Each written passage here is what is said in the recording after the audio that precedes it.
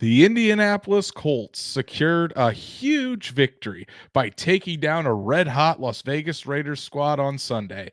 So how did the Colts beat the Raiders? And what can they use from this game to get the win over the Houston Texans on Saturday? Let's talk about it. Welcome to the Horseshoe Huddle Podcast presented by Fan Nation on SI.com, part of the Fans First Sports Network. My name is Andrew Moore, and I'm joined here as always by my fellow writer and analyst at Horseshoe Huddle, Drake Wally.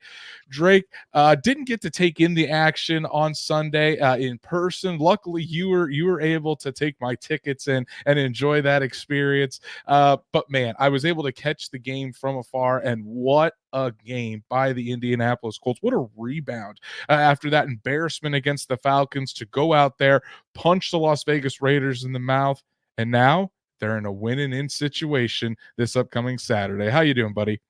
I'm doing really good, and big thanks to you for the opportunity to go to that game. Andrew sits with some colorful Colts fans, some incredible diehard Colts fans, and boy, that stadium was rocking. There was an alarming amount of Raiders fans, so I mean, they were not exactly trounced in that one. I mean, there were plenty of Raiders fans. When there were a good place for Las Vegas, you heard a lot of people in the crowd cheering. So, like you said, though, they got absolutely embarrassed by 19 points, and then you turn around and you face off against a team that, while their quarterback Aiden O'Connell didn't play the best against the Chiefs, they still beat the Chiefs at home. And so you were really dealing with a team that had all the momentum when you did not. Okay. They were as cold as could be after that Falcons loss. So a lot of credit to Shane Steichen, a lot of credit to the ground attack. And honestly, man, a lot of credit to Gardner Minshew for dealing with that defense, going out there, playing an efficient game. The offensive line played well. We'll get into it, but man, heading into the game that's coming up on Saturday, you could not have asked for a better win or more momentum behind you. Exactly. And I think that this is what the Colts need. Get a win. Obviously had to get the win. It was a must-win situation, but now all the chips are on the table. And basically win and you're in. No, not even basically. This is what it is. Win and you're in against the Houston Texans, which it's going to be very hype in Indianapolis next Saturday night. Truitt getting us started off on a hot note with a $4 super sticker. Truitt, really appreciate all of your support, buddy. As always, Truitt says, I hope the Colts are well caffeinated. Hashtag AM and hashtag DW for Andrew Moore and Drake Wally. Good to see you, buddy. Really appreciate it. We're fired up. We're ready to talk about this game tonight on a Tuesday evening. As well, I was going to have Christmas with my family. Then more family members got sick. But I figured, hey, you guys are watching the college football playoffs last night, so we'll keep the original schedule. But Truitt, thank you so much. The CFO is in the building. He's at the Philly airport as we speak, waiting on his flight to Naptown. And he's also people watching, as he said earlier in the chat. But Patrick, thanks for joining us, buddy, even though you're at the airport. We've got our good friend Noah Compton is in the chat. Good to see you, buddy. Always fantastic when you join us. And then Stats Matt is here as well. What's up, gents? Took care of business last week to keep up in control of our destiny. So before we jump in tonight, please go follow us on all of our socials, like Horseshoe Huddle on Facebook, follow at Colts on FN on X, and subscribe to the Horseshoe Huddle YouTube channel. Only 90 subscribers away from 2,000, guys. The goal is this week. Only like a few more days left. We're going to be really pushing to get to 2,000 subscribers before the Houston Texans game. So please, if you haven't, go subscribe and hit that bell so you know whenever Drake and I go live so you never miss an episode. And if you can't catch us live or on YouTube, Apple, Spotify, Google, wherever you listen to podcasts, we're on there as well. Make sure you subscribe. Give us a 5-star review so we can reach other Colts fans just like you. So Drake, let's dive right into it here, buddy. The Colts handled business against the Raiders, getting the victory 23-20. And in my opinion, it was a really good team win. You know, it was a bunch of you got different contributions from really all sides of the football. So before we really dive into the ins and outs and all the details of what happened in this game, from my seats there in Lucas Oil Stadium, what was your overall theme for this game against a red-hot Raiders squad that honestly put up a really good battle against the Indianapolis Colts on Sunday? Smash mouth football. The Colts, they definitely came ready to run the football right out of the gate. They marched right down the field. Jonathan Taylor punches it in for his typical tud. He had 96 rushing yards on the day. So, as always, against the Raiders, he put up yet another great performance. Trey Sermon did good things. 23 passes to 29 runs. Honestly, with Gardner Minshew in the fold and kind of a receiving core that outside of Pittman can sometimes be a little bit iffy, that's what you need. You just do. You need that kind of attack. And the Raiders did not know what to do with that ground game. The offensive line, they played Colts type of football. And it really gave you a lot of confidence. I also thought that the defense, even though they probably could have put more pressure on Aiden O'Connell, Devontae Adams did everything in his power to summon his all-pro status to try to win that game by himself. And boy, he gave the Colts serious issues. So that was a team that, like you said, they really fought well. They didn't really miss many beats, the Raiders, on offense. I thought that they did a good job given the circumstances of their quarterback play and their coaching. And you know what, though? At the end of the day, the Colts won against, like you said, arguably one of the hottest defenses, at least up to last week, that the league had to offer. So congratulations to the Colts, and they did it at home in front of a Lucas Oil Stadium crowd. Yeah, shout out to my beautiful wife Danielle for her nightly super sticker here. Appreciate all of your support as always, and thank you so much for always putting in a nightly super sticker for us here. But Drake, I love what you said there, and I go back to kind of what I was thinking. Just an overall team win. Sure, there was probably some areas that the Colts could have improved on, and obviously getting some pressure on Aiden O'Connell. I credit to Aiden O'Connell as well for making some throws under pressure. Devontae Adams certainly went off against a secondary that was missing Kenny Moore II, who was a game time decision, ended up not being able to go in this game. Julian Blackmon on IR. That forced the Colts to start. Obviously, they were going to start Nick Cross for Julian Blackmon, but then Chris Lamons comes in in the slot.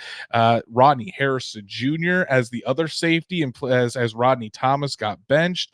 But then you look at the offensive line. You look at the receivers getting some big plays out of guys that haven't maybe lived up to what we thought they were going to do this season. Just an overall really good team win, and got contributions from a lot of guys. And I think that's probably what it's going to take this weekend against the Houston Texans. But let's talk about the first, where we're gonna kind of go off of Shane Steichen's core principles, and this is what I really saw in the game, and I wrote about it yesterday on Horseshoe Huddle. First thing that stood out, the Colts were aggressive. They passed to score. I mean, you look at the stats here, Drake. Gardner Minshew was 15 of 23 for 224 yards and a touchdown. Had a bomb to Josh Downs on that first drive for 50 yards. Obviously, the huge touchdown to Alec Pierce for 58 yards for the touchdown. So the Colts were uncorking it. And honestly, credit to Gardner Minshew, because on both of those big throws, Drake, he had to either create or he had someone right in his face. It still delivered very accurate footballs to his wide receivers. Yeah, and it was what you've wanted to see him do. You know, you've wanted to see him kind of take those downfield chances, and it's not his forte. But boy, oh boy, that pass to both of those were huge, because not just because of the yardage gained or the end result, but for Josh Downs, that was right at the start of the game that set up that Jonathan Taylor touchdown, covered over half the field almost, and then you have the other one that changed the entire really changed the momentum for the rest of the game, that touchdown to Alec Pierce.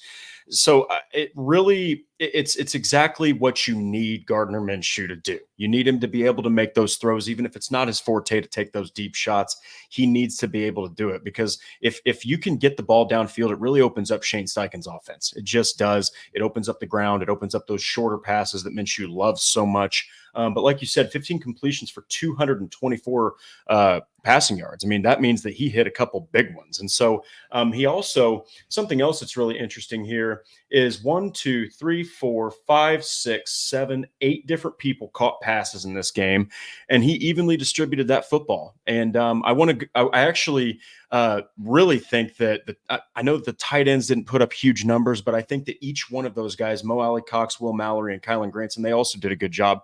And boy, on one run from Trey Sermon, Mo Alley-Cox and Michael Pittman, they got out there and they absolutely bulldozed the hell out of that Raiders secondary. So this is a team that was angry.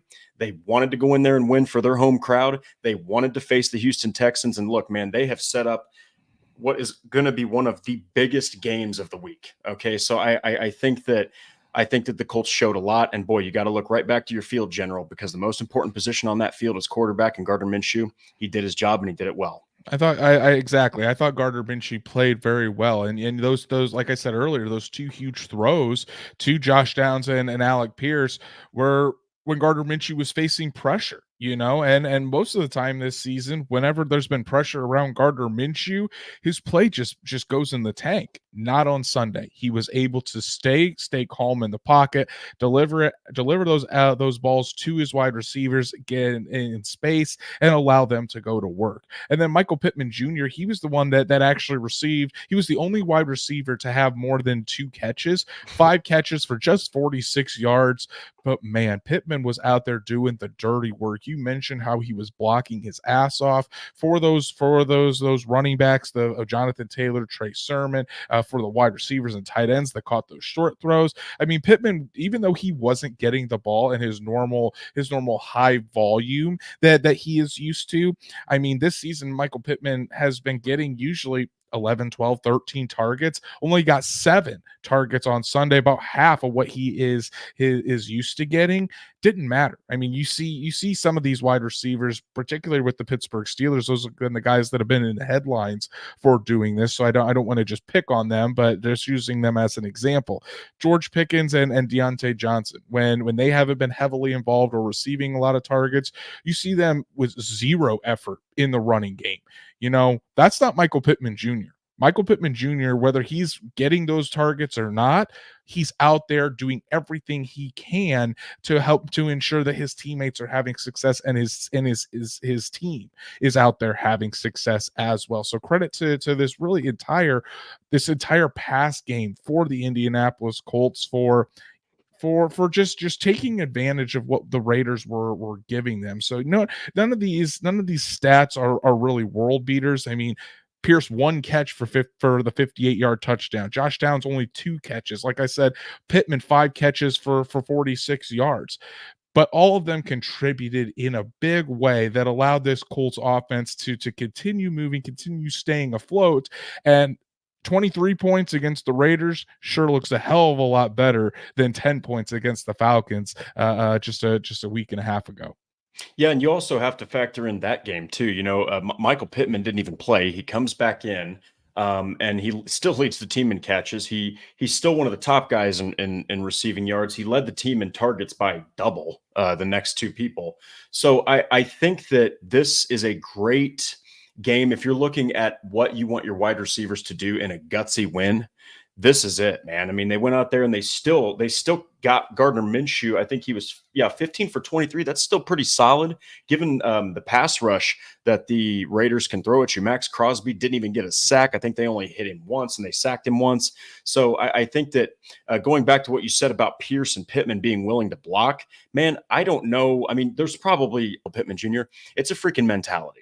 All right. It's a lifestyle. It's something you have to embrace. And those 2 have done it. And man, that's how some of those runs broke loose. So give them credit. They didn't just contribute in the passing game. They contributed in the ground game too. And it really mattered.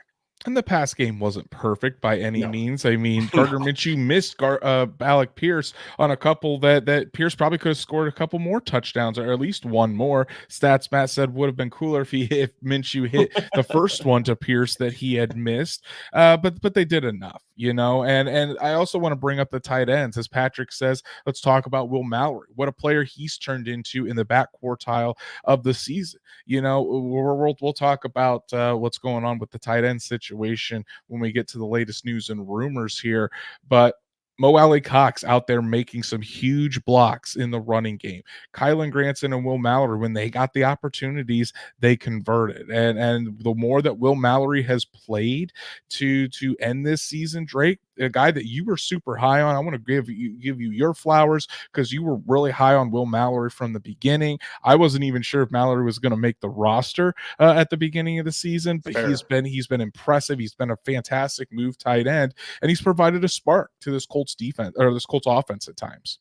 Yeah, and he's got only 25 targets, but he's caught 18 of those. That is 72% efficiency. This is a guy that if that ball is close to him, he snags that football. And guess what? He can also block, okay? And he is lightning quick for a tight end.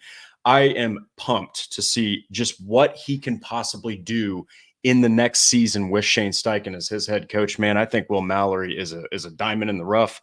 And I think that the more he gets integrated in this offense, he's just going to continue to excel. But like you said, man, him, Granson, and Mo Alley Cox, they didn't really put up, extravagant receiving numbers, but they each made plays when they needed to make them. And you know what? They did the dirty work too. And again, it mattered, and it resulted in a very, very important win that if you don't get that win, we're not talking about a Saturday primetime game at all. Exactly. Now the Colts passed to score, but they ran to win the game. Again, going back to that original Steichen quote, we're gonna throw to score points and we're gonna run to win. That's exactly what they did. I mean, you look at Jonathan Taylor, even after that huge throw to begin the game to Josh Downs, it was Jonathan Taylor the rest of the way on that drive for this Indianapolis Colts team that again got them in scoring position. So the running back stable for the Indianapolis Colts, particularly Jonathan Taylor, really took it upon himself to finish this game off for the Colts on Sunday and not let the Raiders come back and beat them. Yeah, and look, I know that Taylor didn't exactly have a terrifying injury to his hand, but again, you're coming off of an awful game where you averaged 2.4 yards per carry. Okay, now we'll get into it later, but I think a big reason that they were able to run the ball better is because they had a lot better blocking on the right side, if you know what I mean. We'll get to that, but look, Zach Moss doesn't play. Trey Sermon goes in there, averages over 6 yards a carry. Zach Moss at one point was one of the top rushers in the league, so the fact that they're able to pivot like that, it just proves, going back to that Steelers game, that Trey Sermon is a solid depth piece, at least from what we've seen in a Shane Steichen-led offense. Okay. And when the blocking is better, he can capitalize on that. And that's all you can ask for a backup running back, or a backup running back actually on your depth chart. So again, big team win. Everybody contributed. You're down multiple players. You're down key players. And yes, Zach Moss is a key player, because you can't tell me it's not scarier when you face him and Jonathan Taylor. Okay. And they still went out there and they got the job done. So I know that we're saying it till we're blue in the face, but coming off of a 19-point just ass whooping like that, and to do that at home in a game that all the stakes were on top of you and all the momentum was on the other side of that ball going into the start of the game, give them credit, man, because they got it done. And Trey Sermon, he's starting to carve out a role in this offense, and it's pretty cool to see, because up to this point, he hasn't really been used a lot in his career. I agree. And kind of going back to Jonathan Taylor, something that I really noticed on Sunday, not just on Sunday, but I've noticed it over the past year or so of watching Jonathan Taylor, is just how patient he's become as a runner. You're almost looking at him and thinking of shades of Le'Veon Bell in his heyday with the Pittsburgh Steelers, just taking his time at the line of scrimmage, waiting for those blocks to develop, because there was a lot of times where when Jonathan Taylor first got the ball, if he runs headfirst into the pile like he did earlier in his career, or just doesn't have the same patience, that probably goes for a 0 to 1 yard gain. But Taylor was patient, waited for those blocks to develop. He sometimes went started to the left and came all the way back to the right, and instead of a 0 to 1 yard gain, it ends up being 6 to 7 yards, and Jonathan Taylor continues to push forward with that. So it's been very, very impressive to watch how his running style has kind of changed. And even last year in training camp, when I talked to Jonathan Taylor and asked him kind of what he was really trying to work on in the off season, he told me his patience, patience at the line of scrimmage, waiting for those blocks to develop, not being so careless with the football, and as careless with his run, as far as just running as fast as he can into the first hole he sees and hoping things go well, waiting for the play to develop. And I think at times, it doesn't show up in the stat sheet, but you could probably, instead of 90 yards, he probably ends up with 50, 60 yards, and maybe the Colts don't win that game if Jonathan Taylor isn't as patient, doesn't run the ball as smart as he did on Sunday. So kudos to Jonathan Taylor and Trey Sermon. And kudos to that offensive line, Drake. The offensive line returned once again. You mentioned it, much better blocking on the right side, because Braden Smith was back there at his position at right tackle. Bernard Ryman again had one of his best performances of 2023, and now Bernard Ryman is as I had a tweet that kind of blew up today talking about him as a franchise left tackle. But Drake, what did you see out of this offensive line in general? Not only in the running game, but protecting Gardner Minshew as well. I saw consistency. I saw just just more efficiency. He got cracked 11 times against the Falcons, and I don't care if it's Blake Freeland or Braden Smith. That's completely unacceptable. No quarterback is going to really stand much of a chance if you let him get hit that much.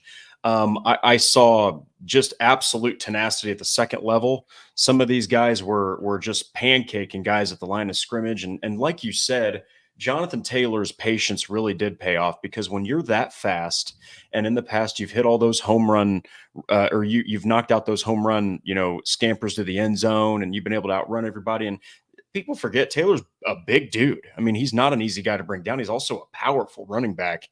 For him to be able to go from an awful performance and then turn around and be patient, wait for those lanes to open up, and then get that speed going, that was really a product of both him and the offensive line playing in unison together. And I think that, again, it's a mentality to run the ball. That run the damn ball, that is truly a lifestyle. It's a mentality. And this offensive line really looked good. I mean, I think the Colts altogether, let me take a look. They had 134 ground yards, and obviously 128 of those came from Taylor and Sermon, but that's a fantastic performance. Anytime that the Colts are pushing 150, 140 rushing yards as a team, it's going to give them a great chance to win, and it's going to open up things for guys like Pierce, Pittman, Minshew, Downs, and the tight ends. So, man, really, though, at the end of the day, the pass protection, that was the biggest thing for me.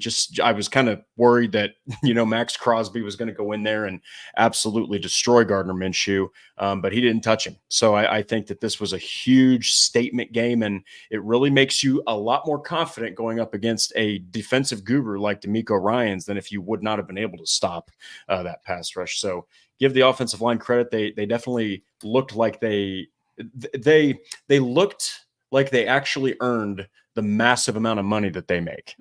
Yeah. 4.6 yards per carry the Colts averaged on Sunday against the Raiders defense that really kept the Kansas City Chiefs in check, and the Colts only allowed one sack of Gardner Minshew, and it was by Adam Butler. You mentioned how to keep Max Crosby in check. What was our big thing, our big key to victory for the Colts on last Thursday's show?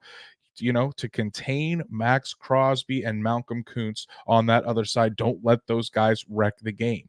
Max Crosby came into the game with 13 and a half sacks. He left the game with 13 and a half sacks. Did not touch Gardner Minshew, as you said. As far as sacks are concerned, only had one quarterback hit on the day, and that's a credit to Braden Smith being back in the lineup, really locking down that right side of the Colts offensive line. I mentioned Bernard Ryman and how he did a very good job going up against Kuntz, and when Crosby would go over to the left side or to the right side of the defensive line, I should say, they just completely neutralized the pass rush for the Las Vegas Raiders. And when the Raiders were able to get some pressure on Gardner Minshew did a really good job maneuvering within the pocket and escaping, so that way the pressure couldn't get to him. So I thought it was a tremendous performance by the offensive line. And Drake, what have we been saying for weeks now? That the Colts are only going to go as far as their trench play. The offensive line and the defensive line play is the identity of this team. When both those units are rocking, this team is very hard to stop. However, if they're not, like against the Atlanta Falcons, weren't getting much push from the offensive line and protecting very well, the defensive line wasn't able to get after Taylor Heineke, the Colts really struggled. So both offensive and defensive lines for the Colts played well, and the Colts came out with the victory. Yeah, and look, when you don't have your superstar athletic quarterback like Anthony Richardson, you have to play even better protection. Now, I understand that offensive line is important, but it's even more important for a team like the Colts. But hey, kudos to both Bernard Ryman and Braden Smith, because Malcolm Kuntz and Max Crosby were going to be the catalysts for a Raiders win. They were both held in check. Neither one of them had a sack, and they both left with the exact amount of sacks that they came into that game with. Now let's switch gears and head on over to the defensive side of the ball, Drake. And I want to talk about this young secondary, man. Kenny Moore the second out with a back injury. Julian Blackman out with on IR with the shoulder injury, going up against one of the best wide receivers in the NFL in Davante Adams. And when you look at the box score, you don't necessarily think that the Colts did a very good job on Davante Adams. He finished with 13 catches for 126 yards and 2 touchdowns. But before that last drive where basically Aiden O'Connell was just force feeding it to Davante Adams, they didn't allow him to take over the game. I mean, he only had 84 yards and a touchdown up until that point. Credit to Juju Brents and Jalen Jones, Drake. Those guys went out, stood toe to toe with Davante Adams, and in my opinion, they proved they belong in this league, and they didn't flinch going up against one of the league's best at the position. Yeah, and I actually think, I mean, multiple times Juju Brents was he is really showing that he is just a bruiser at corner. He is willing to just body into you. He's physical. He pries that ball loose, and he gave Jacoby Myers fits whenever they were matched up with each other. But yeah, like you said, you got a couple of rookies, one of which is a seventh rounder who did have a pick six that got called back. So it just gives you so much hope to see what they're going to turn into. But hey, in the here and now, you could not have asked for more from Jalen Jones and Juju Brents, one of which, like we talked about, is a seventh round pick.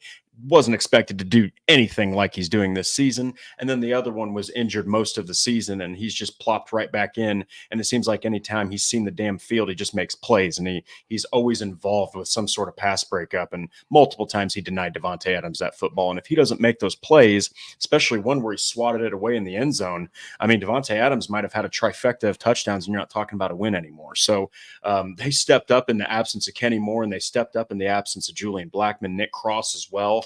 Man, and guys like you said, Rodney Harrison, guys like Chris Lamons, guys that don't typically see the field a whole lot, they did their job, man. And it was truly a very young secondary, safeties and corners. And man, they played about as good as you possibly can against potentially, I'd say arguably a future Hall of Famer like Davante Adams. Absolutely. Juju Brents with 6 tackles and 3 passes defended. Man. Nick Cross was the third leading tackler on the Colts on Sunday with 9 tackles. And then Jalen Jones offered 3 tackles of his own with I think a pass defense. So really good job by this these young Colts cornerbacks and secondary to not let the Raiders pass game really take over the game. You know what I mean? I mean, you're talking about when you're going up against rookies like a Juju Brents, and it's not like he was a top 5 pick; he was a second round pick. Jalen Jones was a 7th round pick. You know, these guys are expected to take their lumps against some of the best wide receivers. But I think what I love about these young guys is they're not afraid of anybody. And I noticed this early on, week 5, when Juju Brents was out there against DeAndre Hopkins. DeAndre Hopkins is constantly calling for a penalty against Brents, getting really frustrated with this rookie. You know, Juju Brents didn't back down. Hopkins got in his face a couple times. Brent's got right back in his face. You know, I just love the attitude that these guys have. And Jalen Jones, I mean, he's not a guy that's very loud in the locker room or anything, but you saw on Sunday when he got tested, I mean, he wasn't going to back down either. They've got some dogs with these rookie corners, and then I want to talk about Nick Cross for a second, because kudos to Nick Cross for just keeping his head down, grinding, waiting for his opportunity. I mean, you think about this last year, Drake, all the hype that surrounded Nick Cross, and because the Colts traded up for Nick Cross, you know, and so that comes with a certain amount of expectations. Everyone's thinking, you know, Cross is going to be the safety of the future and hit the ground running right out the gate. And when in fact he gets benched for Rodney McLeod and doesn't see the field all season. And then you go in through most of this season, and again, he's still not getting much playing time, mostly on special teams. And you're thinking, is Nick Cross a bust? You know, and if your fans start talking like that, And then all of a sudden he gets his opportunity, just keeps grinding. The coaches notice, gets his opportunity. And now you're looking at Nick Cross. This is what we expected out of him. People forget he's only 21 years old. He got drafted at 20 years old last year, has a lot to learn. Basically, he used last year as a red shirt season. Now he's come in, he's produced, and he's stacking games now, good game after good game, and it's very noticeable for a Colts secondary that while Julian Blackmon was playing really well, Rodney Thomas has fallen off. And Nick Cross has really stepped in there and helped kind of settle things down in the back end for this Colts secondary. So really, really good job by all three of those guys. Yeah, and I mean the two top tacklers were EJ Speed and Zaire Franklin, which are your linebackers, which you just assume is going to happen. And then Zaire goes out there and sets again the Colts single season tackle record with 170. So Nick Cross finished right behind Zaire Franklin with 9 tackles. I mean, he was all over the field. Okay, so credit to him. And I think Wyatt mentioned like what happened with Rodney Thomas. The thing about Rodney Thomas that happened last year in this game is similar to what happened with Nick Cross last year. It's just, I think that there were a couple times where he just let up some big plays or he just missed some assignments because I think what you're seeing now, and dare I say it, I do think Julian Blackmon's returning.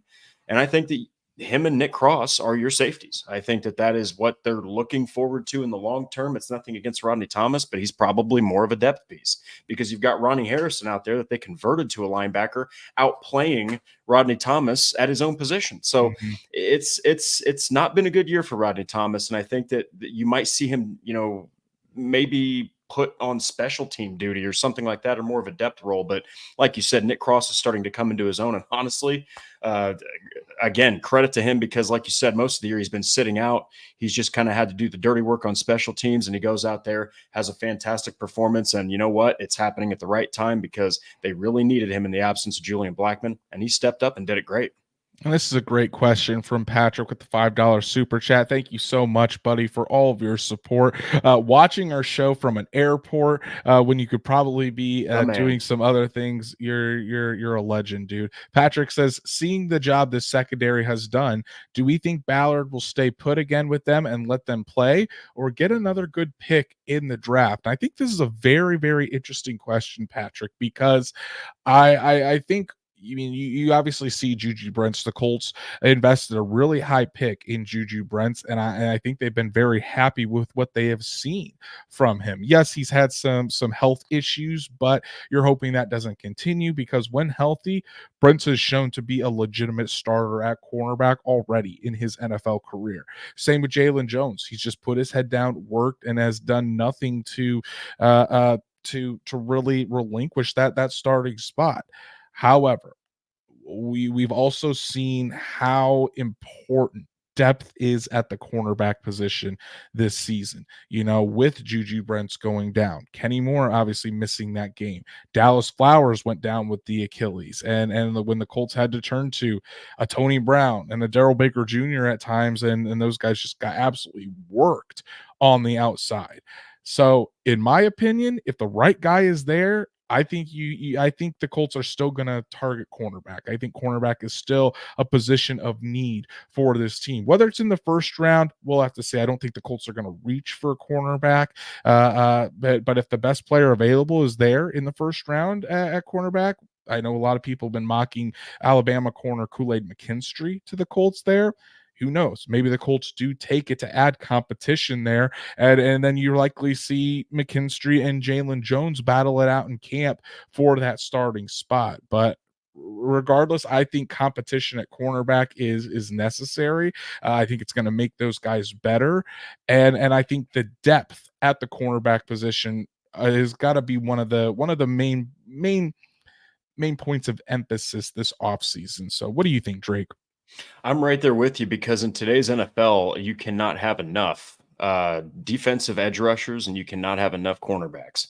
And you need to put pressure on the quarterback. Well, guess what? You got to be able to cover the freaking receivers too. And so, given the rules and how they've changed and how it's been more difficult for guys to cover like that, for Jalen Jones and Juju Brents to still figure out ways to just lay some nasty hits to these receivers and to just be physical at the point of or at the point of the ball getting to the hands, man. I think that they're still going to add depth because of, like you said, the performances of Tony Brown, which is nothing against Tony Brown, but it's one of the worst performances I've ever seen against the Saints. I mean, Rashid Shaheed looked like a number one receiver, bona fide in the NFL. And so then you've got Darrell Baker Jr., who's been up and down. If you have a guy or two go down, you don't want to be saying to yourself, holy cow, we've got this situation where there's like two holes at cornerback in a passing league. So I wouldn't be surprised at all. Like you said, I don't know about a number like a first round pick, but I do still see the Colts, if it makes sense, they'll definitely add depth, and they'll probably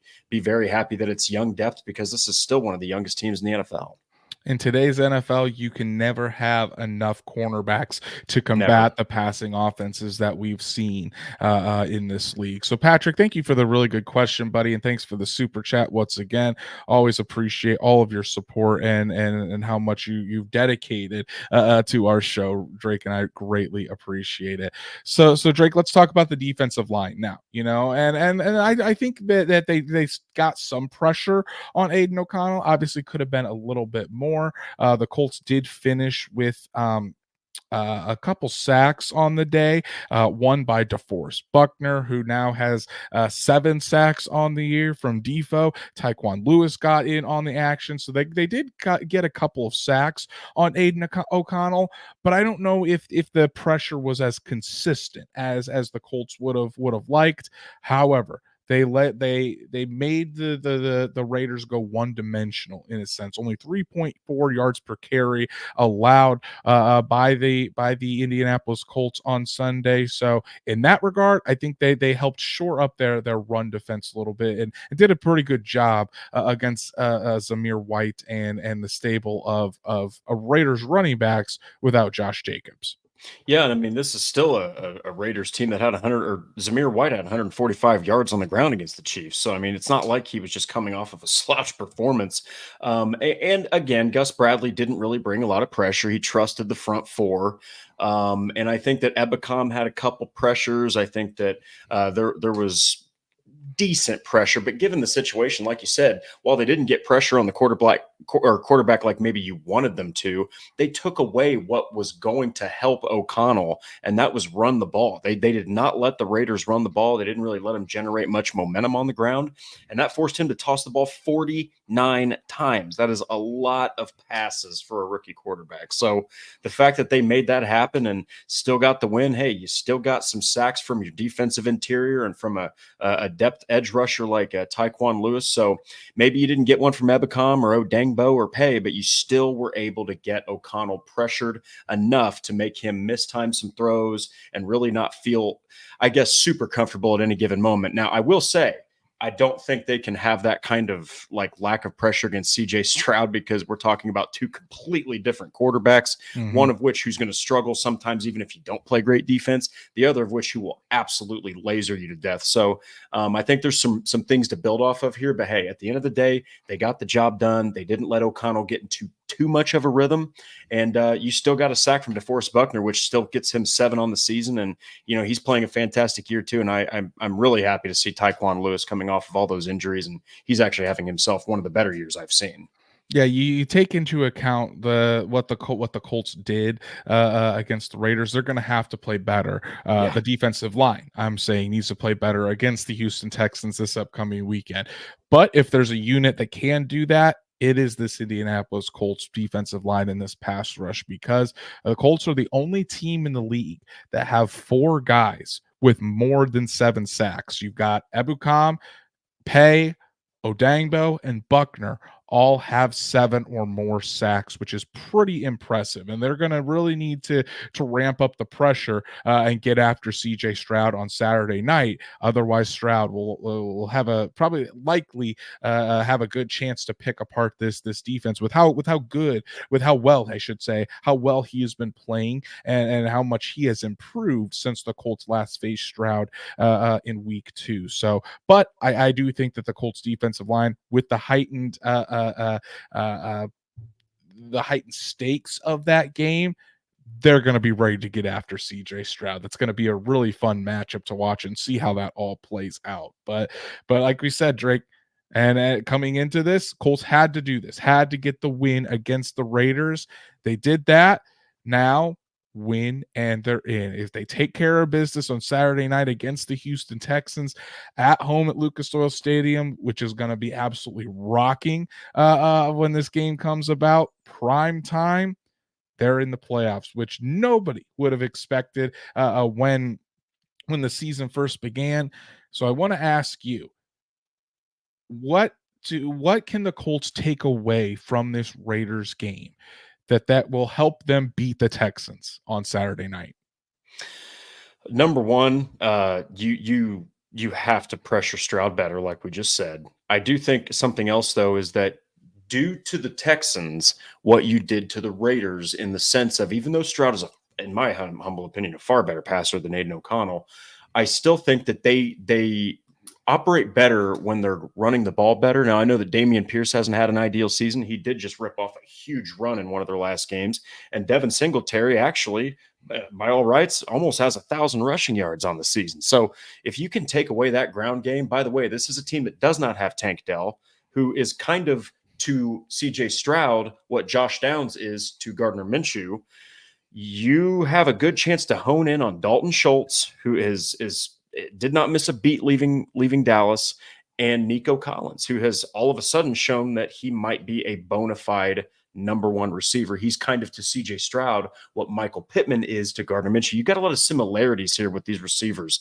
So I think that you gotta stop the ground game. You got to put more pressure on CJ Stroud. And hey, this isn't really something the Colts can help, but you really hope Kenny Moore can play, because I do think that they got by in this one. I still think that, Nico Collins and CJ Stroud, they can cook up some magic. But man, if Kenny Moore is in there, that's going to give them a massive chance to win. So something else is that you need to try to take away the short passing game, because they're going to try to get the ball out quickly and exhaust that pass rush. They're going to try to keep CJ Stroud nice and clean in that pocket. So a lot of things to take out of this game, but I think we talked about it before the episode, man.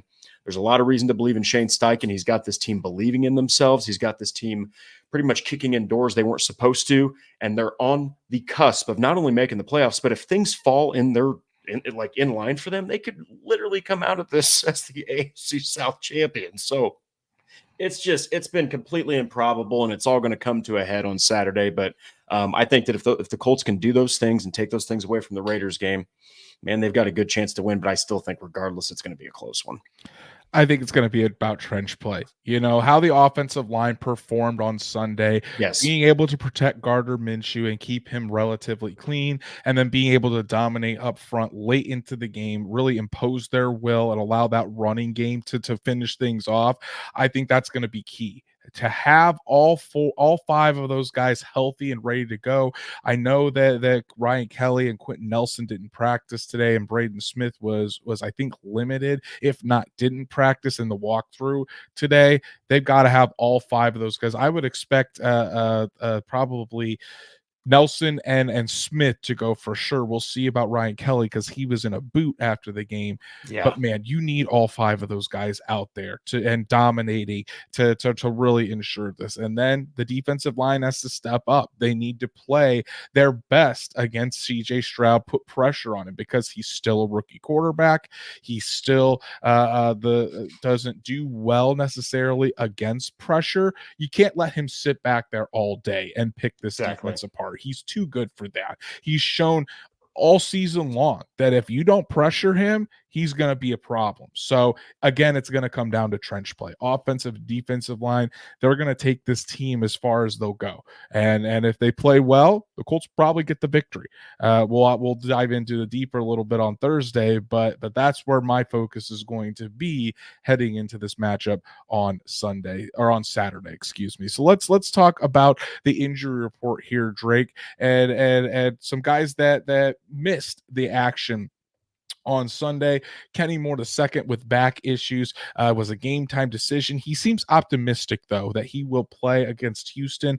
And he was, I think, a full participant, or at least a limited participant in practice. So trending in the right direction. But obviously, you want him out there going up against a quarterback of CJ Stroud's capacity and ability.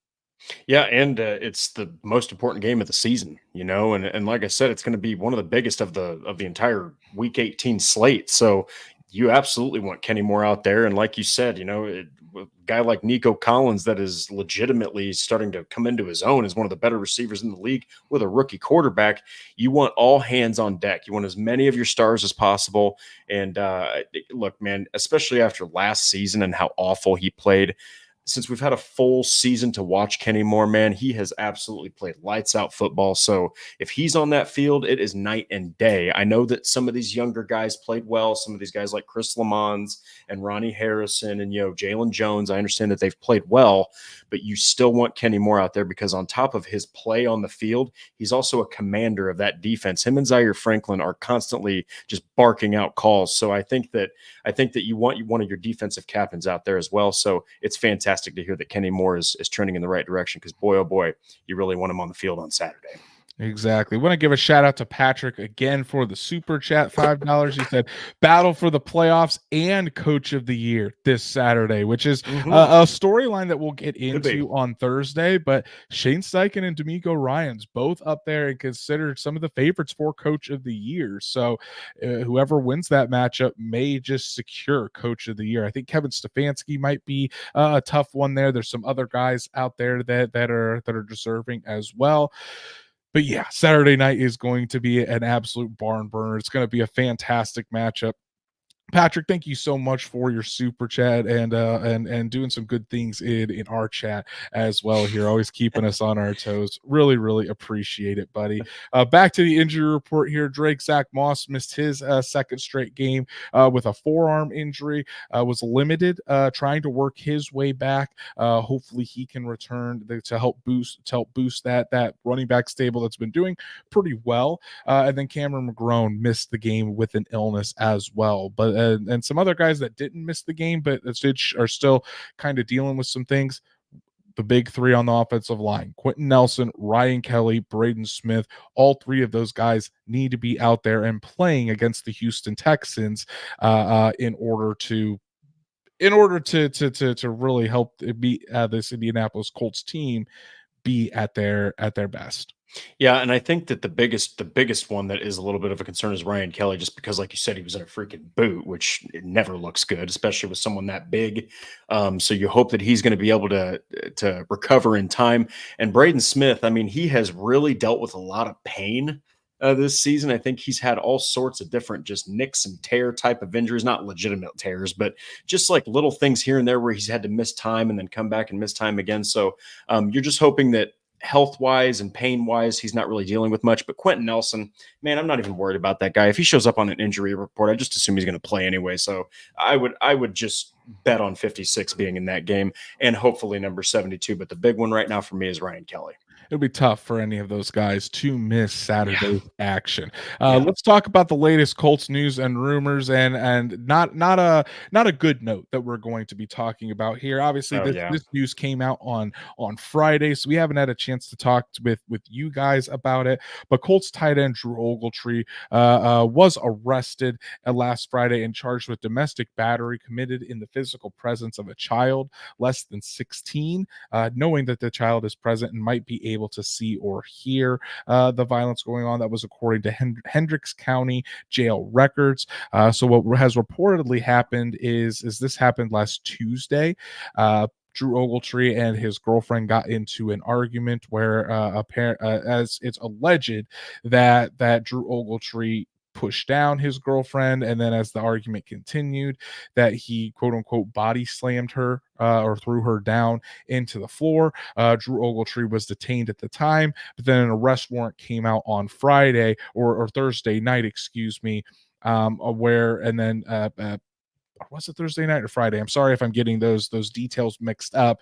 But Drew Ogletree did turn himself in. It has now been reported that at first he did not have a bond set, but he was released today on $500 bond. So Ogletree is out of prison, but he has been placed on the commissioner exempt list and he is away from the team. The Colts did release a statement on Ogletree saying we are aware of the disturbing allegations involving Drew Ogletree. The team takes these matters seriously. We have notified the NFL and are in the process of gathering more information. We will have no further comment at this time. Shane Steichen echoed that they're not going to comment on the situation until the league takes not the league, but the process plays out within the legal system. Obviously, not good for Drew Ogletree, Drake. I mean, personally, if the allegations turn out to be true, it's absolutely disgusting. And even and his NFL career would be over, because not only is it just disgusting on a personal level, on a legal level, those are felony charges, and he faces between 6 months and 2.5 years in prison. And then on the football side of things, man, really unfortunate for a guy that had a lot of potential and was getting good playing time with this Colts team, and he had a good career ahead of him, in my opinion. And it seems like that's more than likely all down the drain. Yeah, and it's just saddening because he missed the entire 2022 season due to a torn ACL, and he was just killing it in camp. And then he's resurgent again, and he had some great plays and some great moments in the season. And in my opinion, he was one of the better blocking tight ends the Colts had. And you were kind of starting to think, what's his role in Steichen's offense? What's he going to do, next year? What's he going to do for the rest of this season? So it's just terrible. And your heart goes out to, like you said, if these are true and if they are accurate accusations, the heart goes out to the family that was involved with that, to his girlfriend, to the child. I mean, that's completely disgusting and unacceptable.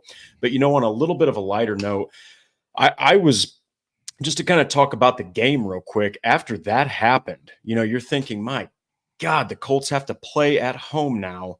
After all that, just a day ago, and they still went out there and got business done. And, I credit to Shane Steichen. This is a horrible thing, but he just so clearly has this team focused on what they need to do, and he handled it well. But man, whatever news comes out, I'm pretty confident that I don't think that Drew Ogletree is probably going to see an NFL field again. Yeah, at least probably not with the Indianapolis Colts. I would expect that his last down has been played in a Colts uniform, and it makes it even worse that a child is involved in all of this. So we'll obviously continue to keep you guys updated on whatever happens with Drew Ogletree throughout this process, and until a resolution has been made. NFL Nerd coming in hot with his super chat.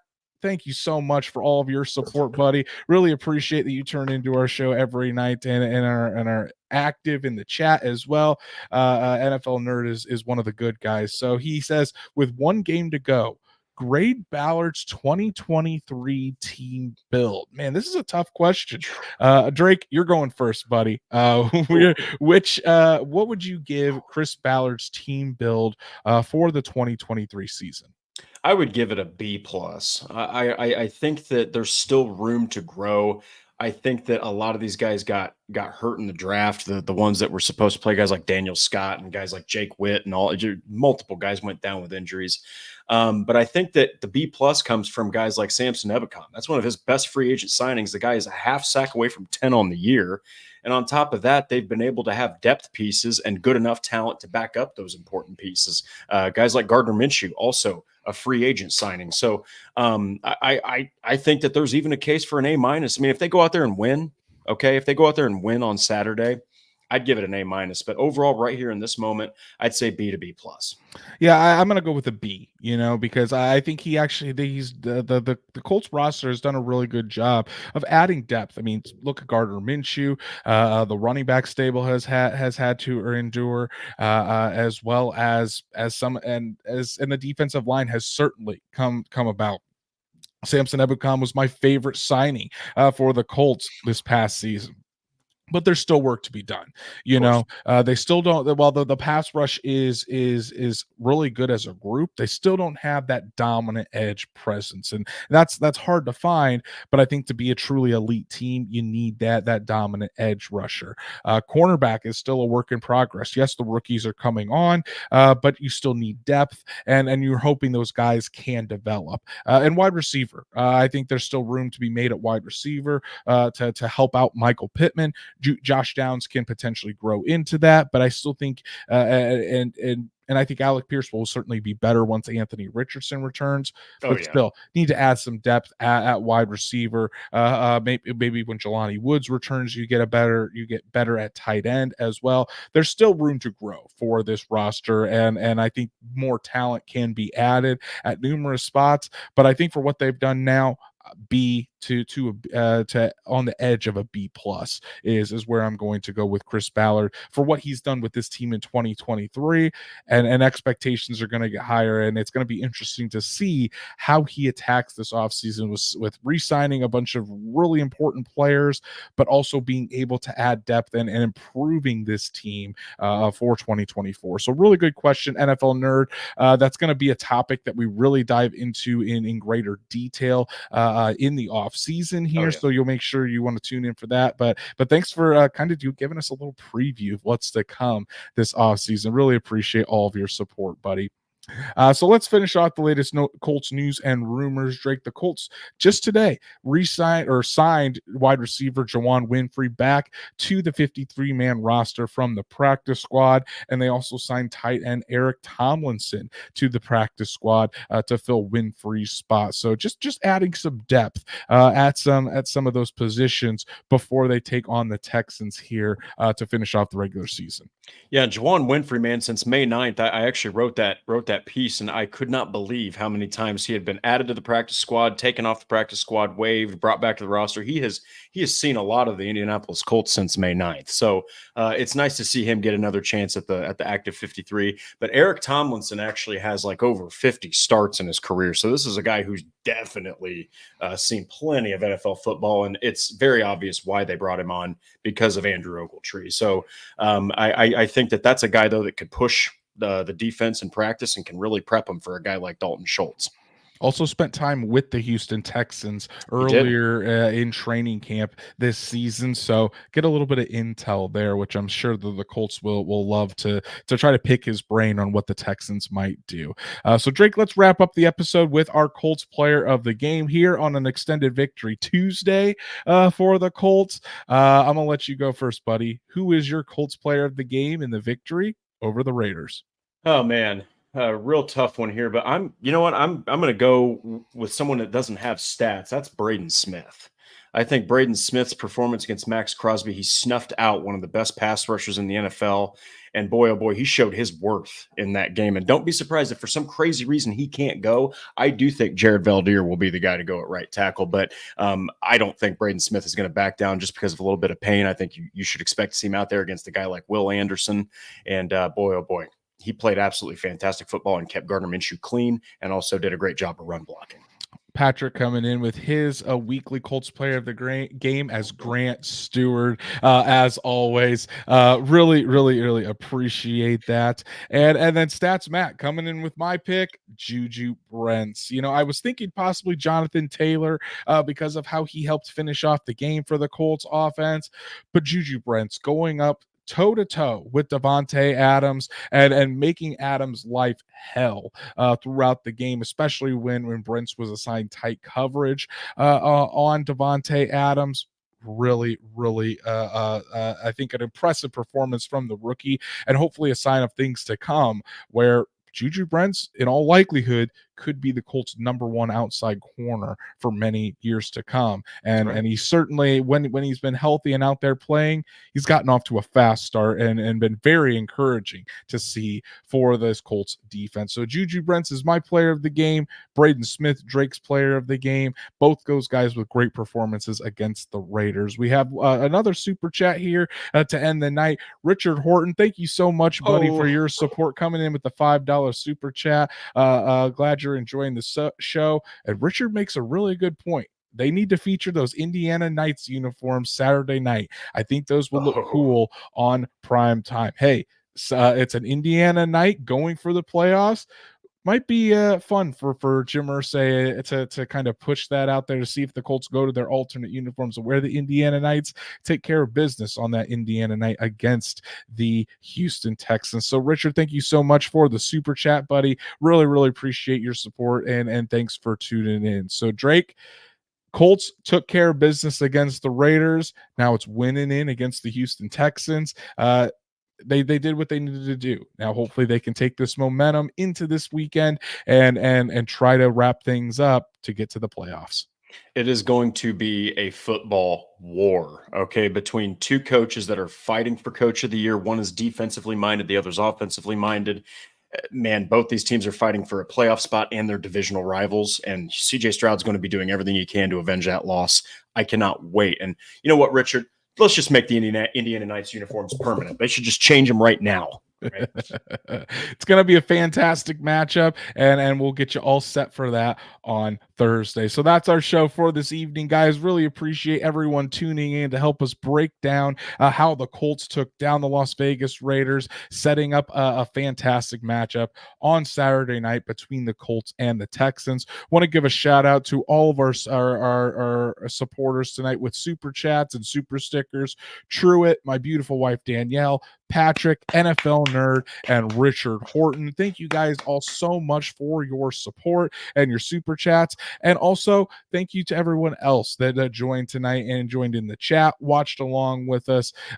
Colts fans are getting really excited about this. And I think Saturday night is going to be a hell of a time. And Lucas Oil Stadium is going to be rocking. So, if you haven't done so, please go follow us on all of our socials, like Horseshoe Huddle on Facebook, follow at Colts on FN on X, and subscribe to the Horseshoe Huddle YouTube channel. Hit that bell so you know whenever Drake and I go live every Monday and Thursday night, so you never miss an episode. Again, 90 subscribers away from that 2,000 mark, from that 2K mark was our goal to end the regular season. So if you haven't done so, please help us try to reach that goal before the week is over. And if you can't catch us live or on YouTube, no worries. Apple, Spotify, Google, wherever you listen to podcasts, we're on there as well. So make sure you subscribe, give us a 5-star review so we can reach other Colts fans just like you. Drake, I know you've been writing away on horseshoehuddle.com. As always, tell the people what they need to go check out on the site.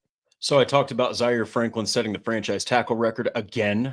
So go check that out. And then the 3 good, 3 bad, and the Colts' win over the Raiders. So check that out and take some of that into what's going to be needed to win against the Texans on Saturday.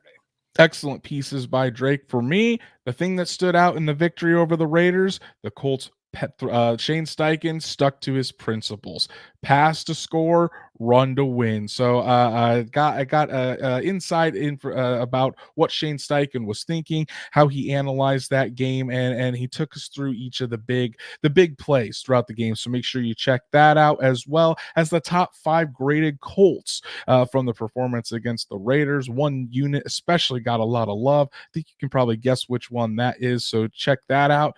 And then tomorrow on horseshoehuddle.com, Gardner Minshew spoke to the media today and revealed really what the keys to victory are going to be for the Colts against the Texans. So you'll want to make sure you check that out to know what this Colts team is thinking heading into this crucial matchup. So check that out and all the rest of the fantastic articles by our talented writers at horseshoehuddle.com. Go follow Drake at DWalsterDrake. You can follow me at Andrew Moore NFL, and we'll be back Thursday night to get you all set for the big showdown at Lucas Oil Stadium between the Colts and the Houston Texans. You're not going to want to miss that one. So for Drake and myself, have a fantastic week, and we'll see you right back here Thursday night.